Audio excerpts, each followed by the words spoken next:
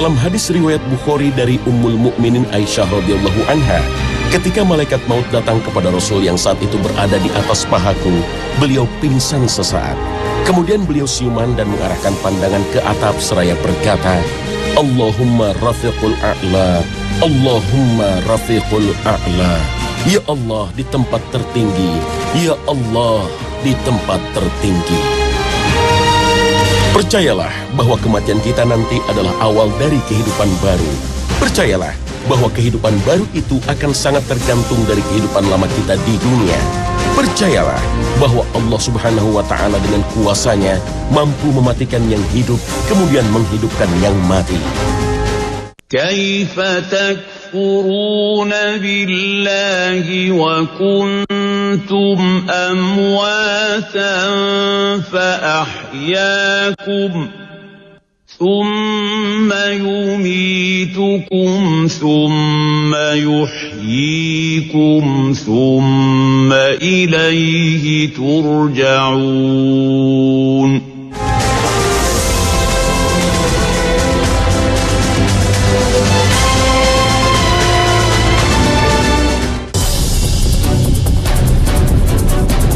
Assalamualaikum warahmatullahi wabarakatuh. Selamat pagi pemirsa Trans 7. Khasanah, ensiklopedi Islam dunia, pagi ini kembali hadir ke hadapan Anda untuk berbagi wawasan keislaman dan saling berwasiat dalam kebajikan. Tak ada seorang pun yang bisa menghindari jika ajal sudah tiba saatnya. Namun, kematian bukanlah akhir dalam kehidupan manusia. Inilah fase awal sebelum memasuki kehidupan di akhirat, sebuah kehidupan yang dijanjikan abadi. Manusia memasuki alam baru yang disebut alam barzah atau alam kubur. Pada alam inilah manusia dalam penantian hingga terjadinya kiamat. Sebelum memasuki alam barzah, nyawa berpisah dari raga. Inilah detik-detik yang sangat menegangkan dan menyakitkan yang disebut sakaratul maut. Kalla idza balaghatit taraqi wa qila man raq wa dhanna annahu al-firaq waltaffati as-saqu bis-saq ila rabbika yawma idhinil masaq. Manusia tidak memiliki pengetahuan kapan ajal menjemputnya, karena pengetahuan itu hanya milik Allah. Rasulullah bersabda, kunci kegaiban itu ada 5, tidak ada yang mengetahuinya selain Allah. Sesungguhnya Allah memiliki ilmu tentang hari kiamat. Dialah yang menurunkan hujan dan mengetahui apa yang ada dalam rahim. Tidaklah seorang pun tahu apa yang akan diperbuat besok, dan tak seorang pun tahu di bumi mana ia akan meninggal. Sesungguhnya Allah Maha Mengetahui, Maha Mengawasi. Hadis riwayat Bukhari. Malaikat maut mendatangi seorang mukmin dalam rupa yang baik dan bagus, sebagaimana firman Allah, yaitu orang-orang yang diwafatkan dalam keadaan baik oleh para malaikat dengan mengatakan kepada mereka, Salamun alaikum, keselamatan sejahtera bagimu. Masuklah ke dalam surga, itu disebabkan apa yang telah kamu kerjakan. Al-Quran, Surah An-Nahl, ayat 32. Sedangkan kepada orang-orang kafir dan munafik, malaikat maut datang dalam bentuk yang menakutkan. Allah berfirman, kalau kamu melihat ketika para malaikat mencabut nyawa orang-orang kafir seraya memukul muka dan belakang mereka dan berkata, rasakanlah olehmu siksa neraka yang membakar, tentulah kamu merasa ngeri. Hal itu disebabkan oleh perbuatan tangan kalian sendiri. Sesungguhnya Allah sekali-kali tidak menganiaya hambanya. Al-Quran, Surah Al-Anfal, ayat 50-51. Meskipun ayat ini berkaitan dengan orang-orang kafir yang tewas dalam perang Badar, tapi menurut Ibnu Katsir, ayat ini berlaku untuk umum, mencakup semua orang kafir. Beratnya sakaratul maut tidak akan dialami oleh orang yang mati syahid, seperti yang disampaikan oleh Rasulullah. Orang yang mati syahid tidak merasakan sakitnya terbunuh, kecuali seperti sakitnya dicubit. Hadis riwayat Tirmizi, An-Nasa'i, dan Ad-Darimi. Pada saat sakaratul maut, menurut para ulama, setan mendatangi manusia menyamar sebagai ayah, ibu, atau orang lain yang disegani. Kemudian memberi nasihat dan mengajak untuk masuk agama Yahudi, Nasrani, atau agama lain selain Islam. Seperti tertulis dalam kitab At-Tazkirah karya Imam Qurtubi, Abdullah putra Imam Ahmad bin Hanbal mengisahkan, aku menyaksikan wafatnya ayahku dan di tanganku ada kain lap untuk mengusap jenggotnya yang lebat. Pada saat itu beliau pingsan kemudian sadar lalu beliau berkata sambil menunjuk dengan tangannya, tidak, enyahlah, tidak, enyahlah.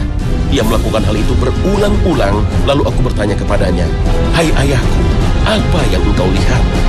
Ia menjawab, setan berdiri di dekat rumpahku sambil menggigit ujung jari dan berkata, hai Ahmad, ikutilah bujuk rayuku. Aku pun berkata, tidak, enyahlah, tidak, enyahlah, sampai aku mati pun. Kisah serupa dialami oleh Syekh Abu Ja'far Ahmad bin Muhammad Al-Qurtubi. Saat sedang sakaratul maut didatangi dua setan sambil membujuknya. Matilah dalam keadaan agama Yahudi, karena Yahudi adalah agama terbaik. Yang satu lagi berkata, matilah dalam keadaan Nasrani, karena Nasrani adalah agama terbaik. Menurut Ibnu Taimiyah, tidak semua orang mengalami pengalaman semacam ini. Tapi, inilah fitnah kematian. Kita dianjurkan untuk selalu berdoa meminta perlindungan dari Allah Ta'ala. ربنا لا تزغ قلوبنا بعد إذ هديتنا وهب لنا من لدنك رحمة إنك أنت الوهاب.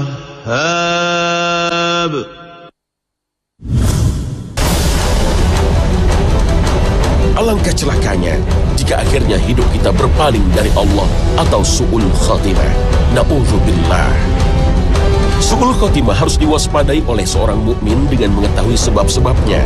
Antara lain, menurut Siddiq Hasan Khan, seperti dikutip Dr. Umar Sulaiman Al-Asqar dalam bukunya Al-Yaum Al-Akhir Al-Qiyamah Al-Kubra, orang yang rusak akidahnya, walaupun ia seorang yang zuhud dan saleh, akan menyebabkan su'ul khatimah. Semua perbuatan baiknya akan sia-sia jika tidak dilandasi akidah yang benar yang bersumber dari Al-Quran dan Sunnah Nabi. Selain itu adalah orang yang melakukan banyak maksiat, karena maksiat akan menumpuk di dalam hatinya dan semua yang dilakukannya sepanjang hidup akan terulang dalam memorinya saat ia sakaratul maut. Apa yang diucapkan saat sakaratul maut tergantung dengan apa ia habiskan umurnya selama hidup di dunia. Mari kita belajar kepada sejarah. Indahnya akhir hayat yang dialami orang-orang saleh seperti para sahabat Nabi. Umar bin Khattab misalnya, wafat setelah ditikam oleh seorang beragama Majusi, Abu Lu'lu'ah, saat beliau menjadi imam sholat subuh. Utsman bin Affan dibunuh saat tengah berpuasa dan membaca Al-Quran. Imam Al-Ghazali sebelum wafat sempat menunaikan sholat lebih dulu. Saat posisi tidur dengan kedua tangan di dada, serta menghadap ke kiblat, malaikat maut pun datang dan mencabut nyawanya. Saat ini kita sering menyaksikan orang-orang soleh yang wafat saat bersujud, membaca Al-Quran, atau ada juga yang tengah berdakwah. Jejak amal soleh yang mereka tinggalkan terus membekas. Sebagai bukti cinta, ribuan orang melayat dan menghadiahinya dengan sholat jenazah. Subhanallah, alangkah indahnya ajal menjemput mereka. Sebelum para nabi wafat, Allah Ta'ala memperlihatkan pahala dan balasan kepada mereka. Kemudian mereka disodorkan pilihan antara tetap tinggal di dunia atau berpindah ke makam yang lebih mulia. Rasulullah bersabda, sesungguhnya tak seorang nabi pun diwafatkan sampai ia melihat surga yang menjadi tempat tinggalnya. Kemudian ia disodorkan pilihan. Hadis riwayat Bukhari. Dalam hadis riwayat Bukhari dari Ummul Mukminin Aisyah radhiyallahu anha, ketika malaikat maut datang kepada Rasul yang saat itu berada di atas pahaku, beliau pingsan sesaat. Kemudian beliau siuman dan mengarahkan pandangan ke atap seraya berkata, Allahumma rafiqul a'la, Allahumma rafiqul a'la. Ya Allah di tempat tertinggi, Ya Allah di tempat tertinggi. Aku berkata, berarti beliau tidak memilih kita, dan aku mengetahui itu adalah pembicaraan yang beliau arahkan kepada kita. Aisyah berkata, itu adalah kata terakhir yang diucapkan oleh Nabi SAW. وَمَنْ يُطِعِ اللَّهَ وَالرَّسُولَ فَأُولَئِكَ مَعَ الَّذِينَ أَنْعَمَ اللَّهُ عَلَيْهِمْ مِنَ النَّبِيِّينَ وَالصِّدِّيقِينَ وَالشُّهَدَاءِ وَالصَّالِحِينَ وَحَسُنَ أُولَئِكَ رَفِيقًا.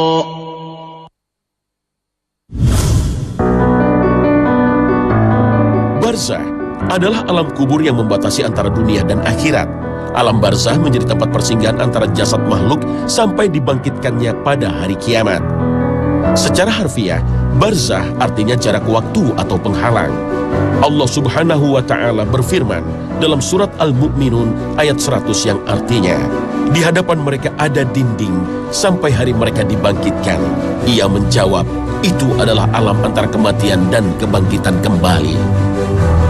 Pada alam barzah ini, sang mayat akan bertemu dengan dua malaikat yang akan bertanya, siapakah Tuhanmu, apa agamamu, siapa nabimu? Inilah fitnah kubur yang dialami oleh semua orang, dan setiap mayat diletakkan di dalam kubur yang akan menghimpit dan menjepit dirinya. Rasulullah bersabda, sesungguhnya kubur memiliki himpitan yang bila seseorang selamat darinya, maka ia selamat seperti Sa'ad bin Mu'az yang telah selamat. Hadis riwayat Ahmad. Dalam hadis lain, diriwayatkan Imam Nasa'i dari Ibnu Umar, Rasulullah bersabda, inilah yang membuat arsy bergerak, pintu-pintu langit dibuka dan disaksikan oleh 70.000 malaikat. Sungguh ia, Sa'ad bin Mu'az, dihimpit dan dijepit oleh kubur, kemudian dibebaskan. Saat di alam barzah ini, manusia sudah mengetahui bagaimana nasibnya pada hari akhir. Apakah akan menjadi penghuni surga atau neraka? Jika ia penghuni surga, pintu surga sudah dibukakan dan hawa surga akan dirasakannya setiap pagi dan sore. Sebaliknya, jika menjadi penghuni neraka, pintu neraka sudah dibukakan dan ia akan merasakan hawa panas neraka setiap pagi dan sore. Dalam sebuah hadis yang panjang yang diriwayatkan Imam Ahmad dari Al-Barra bin Azib, seorang mukmin saat wafat disambut ceria oleh malaikat dengan membawa kain kafan dari surga. Kemudian datanglah malaikat maut duduk di atas kepalanya dan memerintahkan ruh yang baik untuk keluar dari jasadnya.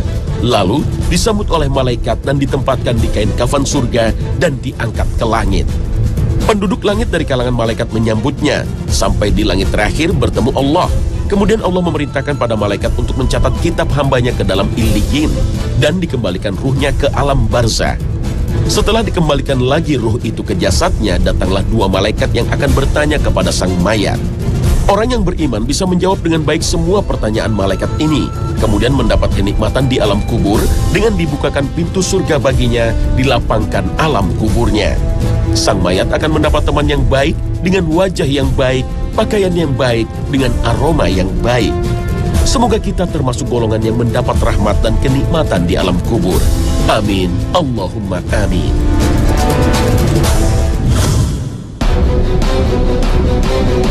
Dalam berbagai hadis, Rasulullah SAW mengisahkan derita alam kubur. Suatu saat Rasulullah melewati dua kuburan. Sesungguhnya dua orang sedang disiksa, dan keduanya tidak disiksa karena dosa besar. Kemudian beliau bersabda, yang seorang tidak menjaga diri dari percikan air kencing, sedangkan yang lainnya suka mengadu domba. Kemudian Nabi mengambil sebuah pelepah kurma yang masih basah, kemudian membelah menjadi dua bagian dan menancapkannya satu bagian pada masing-masing kuburan. Para sahabat bertanya, wahai Rasulullah, mengapa engkau melakukan ini? Beliau menjawab, mudah-mudahan diringankan azab tersebut dari keduanya selama pelepah kurma itu belum kering. Di alam kubur, malaikat akan bertanya kepada orang kafir dan munafik, bagaimana menurutmu tentang Rasulullah SAW? Dia menjawab, aku tidak tahu. Maka kedua malaikat berkata, engkau tidak tahu, engkau tidak membaca. Kemudian ia dipukul dengan palu dari besi tepat di wajahnya. Lalu dia menjerit dengan jeritan yang sangat keras yang didengar oleh seluruh penduduk bumi kecuali dua golongan, jin dan manusia. Rasulullah menyaksikan berbagai siksa kubur saat melakukan Mi'raj ke Sidratul Muntaha. Rasulullah bertanya kepada malaikat Jibril dan Mikail seperti banyak diulas dalam berbagai hadis sahih. Inilah beberapa siksaan yang dijelaskan oleh malaikat Jibril. Orang yang disiksa dengan dirobek mulutnya adalah seorang yang senang berdusta. Orang yang kepalanya dipecahkan adalah orang yang telah belajar Al-Quran tapi tidak mengamalkannya. Orang yang disiksa dalam bencana api adalah seorang pezina. Dan orang yang berada di sungai darah, mereka yang biasa makan harta hasil riba. Dalam hadis lain, Rasulullah menyaksikan kaum yang memiliki kuku dari tembaga. Kemudian mereka mencabik-cabik wajah dan dadanya sendiri. mereka rupanya orang yang suka ghibah atau menjelekkan orang lain dan menjatuhkan kehormatannya. Sementara ada wanita yang payudaranya dirobek-robek ular. Rupanya mereka adalah wanita yang tidak mau menyusui anaknya sendiri kecuali karena alasan syar'i. Na'udzubillah. Jika kita menyimak ayat-ayat Al-Quran, banyak sekali istilah dunia dan akhirat. Dunia dalam bahasa Arab berasal dari kata dana, artinya dekat, mendekat, atau rendah. Sedangkan akhirat berasal dari kata akhara, yang bermakna mengakhirkan atau menunda, menangguhkan, melambatkan, dan menyisakan. Sehingga makna kata alam akhirat adalah alam kehidupan yang terakhir. Allah Ta'ala berfirman, وَمَا الْحَيَاةُ الدُّنْيَا إِلَّا لَعِبٌ وَلَهْوٌ وَلَلدَّارُ الْآخِرَةُ خَيْرٌ لِّلَّذِينَ يَتَّقُونَ أَفَلَا تَعْقِلُونَ. Di manakah alam akhirat berada? Secara kosmologis, menurut Agus Mustafa, penulis buku Mengarungi Arsy Allah, alam akhirat itu paralel dengan alam dunia. Lalu, apa buktinya? Diceritakan oleh Al-Quran sendiri dalam kisah Mi'raj Nabi saat beliau berada di Sidratul Muntaha. Ketika berada di langit ketujuh, itulah Rasulullah menyaksikan surga yang berada di alam akhirat. Alam semesta ini diciptakan oleh Allah sebanyak 7 lapis sebagai satu paket. Alam terendahnya disebut sebagai alam dunia, dan alam tertingginya disebut alam akhirat.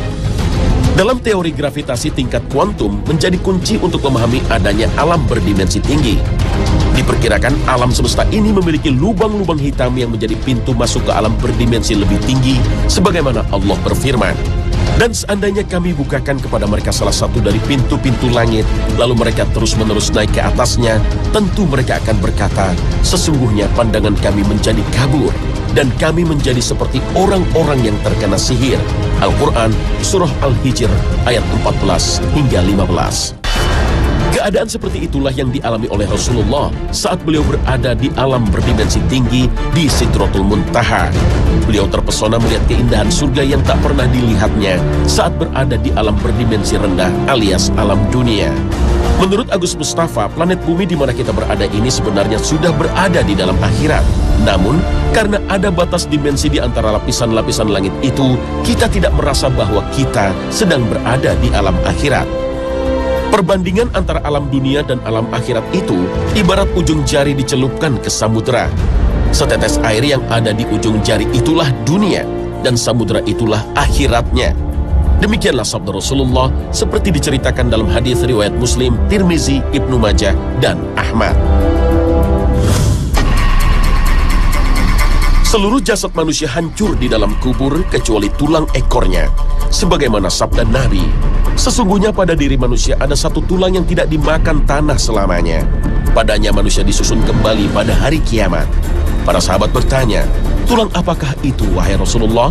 Beliau SAW menjawab, tulang ekor. Hadis riwayat Muslim. Saat malaikat Israfil meniupkan sangsakala, maka matilah semua yang di langit dan di bumi, kecuali yang dikehendaki Allah. Dan pada tiupan kedua, maka seluruh manusia kembali dibangkitkan. Pada tiupan kedua inilah Allah menurunkan hujan untuk menumbuhkan jasad manusia dari tulang ekornya. Pada hari kebangkitan inilah manusia akan mempertanggungjawabkan semua perbuatannya pada hari yang disebut Yaumul Hisab. Beberapa ulama seperti Ibnu Taimiyah dan Ibnu Katsir berpendapat bahwa Al-Quran mengabarkan 3 kali tiupan. Pertama, tiupan al-fas'u atau tiupan yang mengejutkan, sebagaimana firman Allah. Dan ingatlah hari ketika ditiup sangkakala, maka terkejutlah segala yang di langit dan segala yang di bumi, kecuali siapa yang dikehendaki Allah. Al-Quran, Surah An-Naml, ayat 87. Kedua, tiupan asy-sya'iq atau tiupan yang mematikan. Dan yang ketiga adalah tiupan qiyam atau kebangkitan. 2 macam tiupan ini terangkum dalam firman Allah Ta'ala. Dan ditiuplah sangkakala, maka matilah siapa yang di langit dan di bumi kecuali siapa yang dikehendaki Allah. Kemudian sangkakala itu ditiup sekali lagi, maka tiba-tiba mereka berdiri menunggu putusannya masing-masing. Al-Quran, Surah Az-Zumar, ayat 68. Setelah tiupan asy-sya'iq atau tiupan yang mematikan, maka matilah yang di langit dan di bumi, kecuali yang dikehendaki Allah Ta'ala. Lalu Allah Ta'ala menurunkan hujan yang membasahi bumi dan menumbuhkan jasad manusia dari tulang ekornya.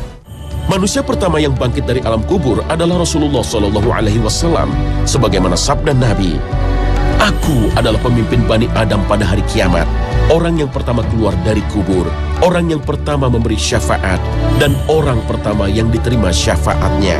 Hadis riwayat Muslim. Dalam berbagai hadis, Rasulullah juga menjelaskan orang yang mati tengah menjalankan umroh, ia akan dibangkitkan dalam keadaan membaca talbiyah. Orang yang mati syahid dibangkitkan dalam keadaan berdarah dengan mengeluarkan bau yang sangat wangi. Inilah baru fase kedua setelah alam kubur. Setelah itu, seluruh manusia akan menghadapi yaumul hisab atau hari perhitungan dan yaumul mizan, hari timbangan.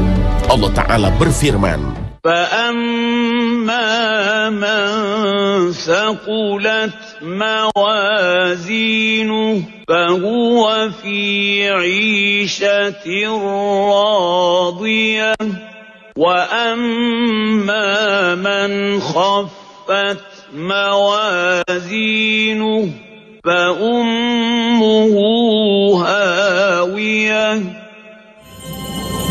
Setelah itu, manusia akan menghadapi hari pembalasan atau yaumul jaza. Inilah hari yang dinanti-nanti orang-orang beriman. Semoga kita semua tergolong umat manusia yang beruntung ini. Amin. Allahumma amin.